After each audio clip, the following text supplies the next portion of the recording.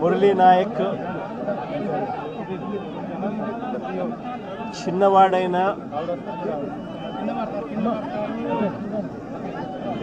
రాష్ట్రంలో చాలామందికి పెద్దలకు కూడా స్ఫూర్తిదాయకంగా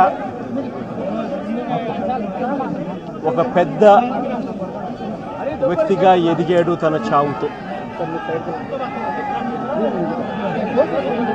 భారతదేశం కోసం తాను పోరాడుతూ తన చావు వల్ల అనేక మంది మిగిలిన అన్నదమ్ములు అక్కచెల్లెమ్మలకు రక్షణిస్తూ తాను ప్రాణాలు కోల్పోయాడు. అలాంటి మురళిని తేడమైతే వెనక్కి తాలేము, కానీ మురళి చేసిన త్యాగానికైతే మాత్రం ఆంధ్ర రాష్ట్రంలో ఉన్న ప్రతి ఒక్కరం కూడా మురళికి ఇప్పటికీ కూడా రుణపడే ఉంటాం. రాష్ట్ర ప్రభుత్వం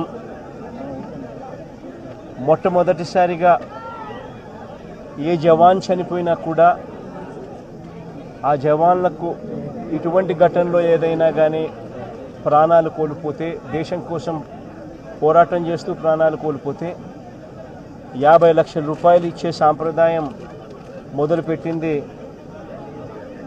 వైఎస్ఆర్సీపీ ప్రభుత్వ హయాంలో మొదలుపెట్టినందుకు చాలా సంతోషపడతా ఉన్నాం.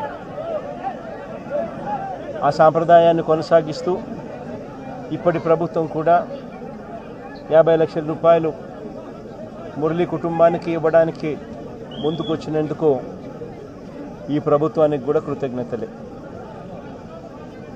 పార్టీ తరపు నుంచి అన్ని రకాలుగా మురళికి అండగా తోడుగా ఉంటాం. పార్టీ తరపు నుంచి ఒక 25 లక్షల రూపాయలు